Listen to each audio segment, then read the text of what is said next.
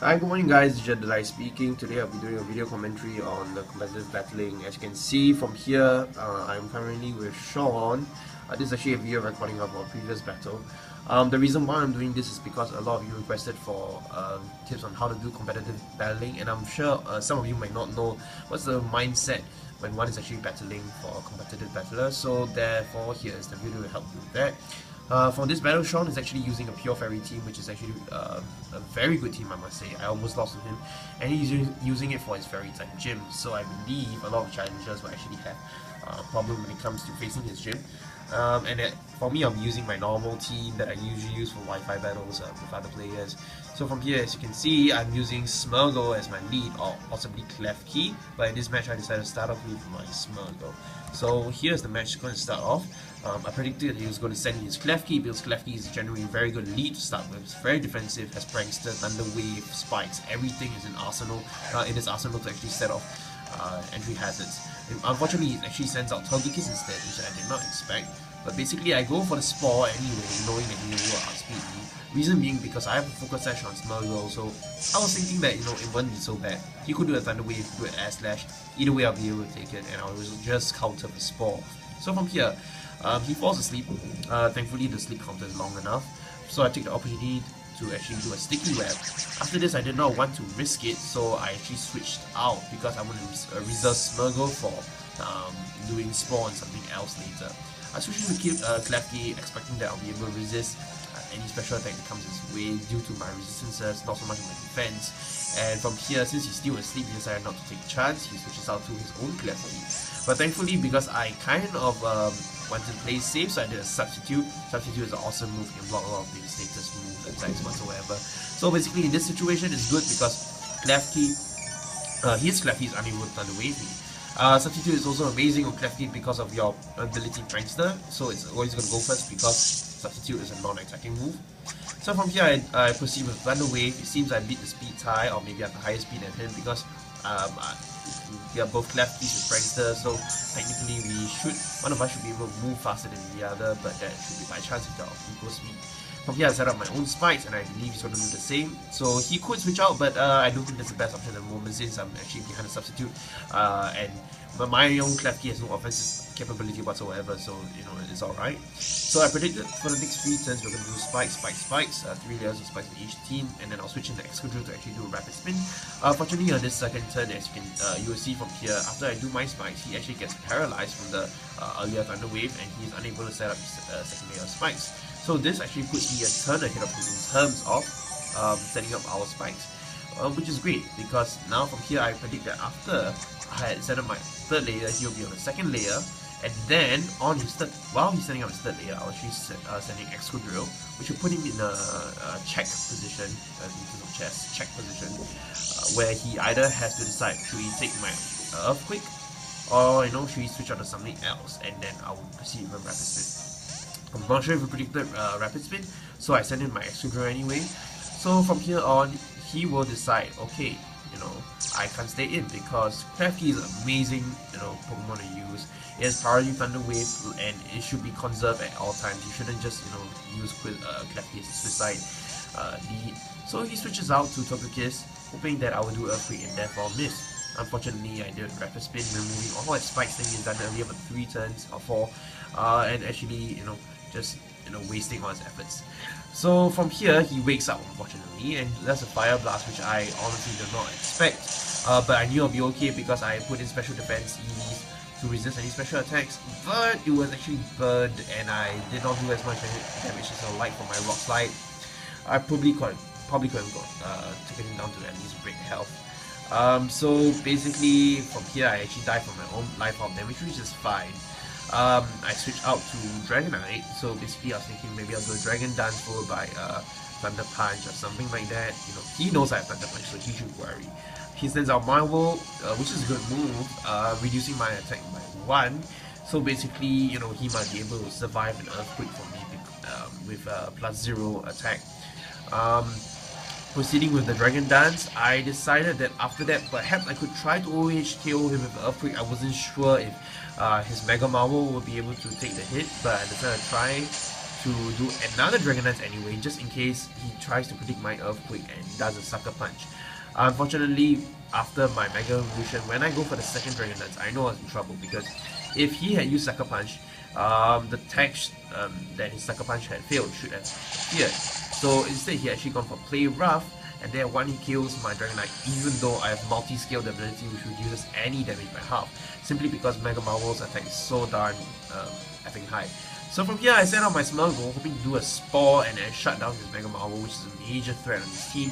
Instead, he sends out his Togekiss. I'm not sure, maybe he predicts my Spore and hopes that he'll be able to switch in on that Spore. And because of Sleep Clause, I will not be able to Spore any of his other Pokemon until Togekiss wakes up. It's just fair play in case, another team doesn't Spore. So knowing that he won't wake up yet, I do my Parting Shot, which is amazing, by the way, better than Mental. Some people use Magic Code, but I prefer Parting Shot simply because it's like a pseudo reflex / light screen for that turn for that Pokemon. Sending out anything would get reduced attacks damage from that Pokemon itself. Unfortunately, it doesn't. The reduce and attack and special attack doesn't matter because he actually switches out to his own Clef Key simply because he doesn't want to stay in a sleep. From here, I will do a Mega Evolution on my Gengar. This is my Sweeper, very powerful one of the biggest threats in Generation 6. I was thinking since he on the I was thinking because on his Togekiss, since he will be asleep, I might as well do a substitute so that when he switches out, I will be able to be defended against anything he tries to do to me. So thankfully, because of my substitute, he would not be able to do a Thunder Wave on me, which would slow down and cripple Gengar horribly. I do a Shadow Ball hoping to one kill him, but I did not, and he had a red card. While I did expect a red card, I did not know that special attacks will work. I thought only physical attacks would trigger a red card, so basically what happens is it forces me to switch out to Clef Key. Interesting set, by the way. He uses a red card and recycle because Clef Key has amazing defenses, so basically anything that hits it will be forced to switch out, and then the player has to decide what he's going to do from there because he's no longer able to KO Clef Key reliably. So he uses Recycle, which has priority, and since I use Foul Play, I do not have priority. So I get hit by the red card, and I'm forced to switch out Smeargle, which gets killed by spikes in the process. Very unfortunate. I sent out my Azumarill thinking that okay, a paralyzed Clef Key will be slower than my Aqua Jet, which also has a +1 priority, so therefore I'll be able to take out Clef Key. And he decided to just suicide his Clef Key. So from here it sends out a Florges. I did not know what set he was running. I was also not very familiar with Florges. Probably a Wish, Aromatherapy, Moonblast. I was thinking that he might be doing a Moonblast, which would damage Azumarill quite a bit. I want to see what will happen, so I sent in a Clef Key just in case he does a Moonblast. But instead, he uses Wish, which is a perfectly good move because if I'm not wrong, his other Pokemon needs healing. I think Togekiss or something like that. So and it passes on a very nice Wish because he has decent HP.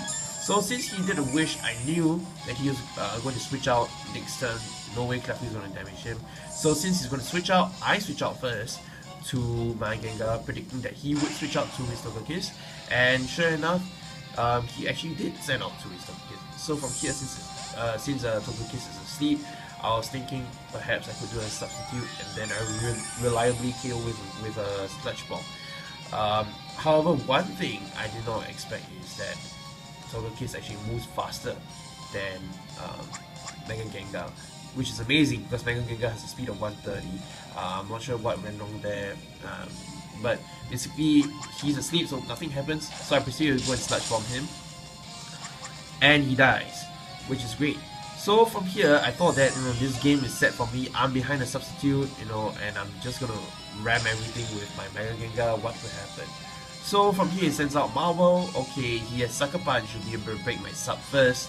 So I thought I'm still safe because basically substitute is supposed to protect me from everything. So he does a Sucker Punch on me. I follow up with a Shadow Ball, which should be able to KO him because Mega Marvel's special defense isn't as amazing as his defense, and he is at about 60-70% health. I believe the correct will be Fates. Good, Mega Marvel is out of the way. Now he says Azumarill, which I totally forgot because now Azumarill can actually come in with Aqua Jet and kill me in the process. I wanted to protect my Mega Gengar. I knew he'd go for Aqua Jet, so I decided to switch out. So basically in the end, what I switched out for, if I'm not wrong, was my Clef Key. Yes. So my Klefki will be able to take that upper jet. I was thinking that most Azumaru was actually choice banded, so I looked at the damage. Okay, he had a critical hit, and I'm still surviving at 50%. I'll be able to take another upper jet, so I decided to Thunder Wave him, try to slow him down, and then from there I'll do a foul play because since his paralyzed, his speed will be lower than me even with upper jet priority. But what I did not expect is he actually is not choice banded. He is able to do a waterfall on me. Maybe a splash play or something that allows him to switch between attacks, but retain that power. So my Klefki fainted and I sent out Azumaru. From here, I decided to try to do a play route since he was slower and okay in the process. But I'm not sure why, but he sent out Gardevoir, which was rather unfortunate because I think that was a waste of a move. My play route is going to be able to KO him simply because that he doesn't have the defenses to actually keep up my play route, and his speed was lowered as well, and taken damage from spikes, blah blah blah. So Gardevoir was gone. Then he sends out Florges, which maybe he thought he'd be able to take another hit, but Florges doesn't have amazing defense, he has amazing special defense. So from here, I do another play rough, and therefore again I KO him in the process, sweeping myself another 2 Pokemon, which was a good sign because basically I was having trouble with his team. Sweeping more Pokemon means better for me. So now he sends out Azumaru. Now in this situation, I was a bit skeptical. If play rough missed, I am gone because I will be forced out to send out Mega Gengar later on, and he'll be able to kill me with Upper Jet. Thankfully my play rough didn't miss, and therefore I actually won a match. So as you can see, I actually survived. Yeah, the only Pokemon I had left was Azumaru and Gengar, and I won with a 2-0. It was a very close match, and this is all for my commentary. So if you have any questions, you can ask me down in the comment section below if there's one. If not, you can Facebook me, message me. And this is my first video. Thank you very much.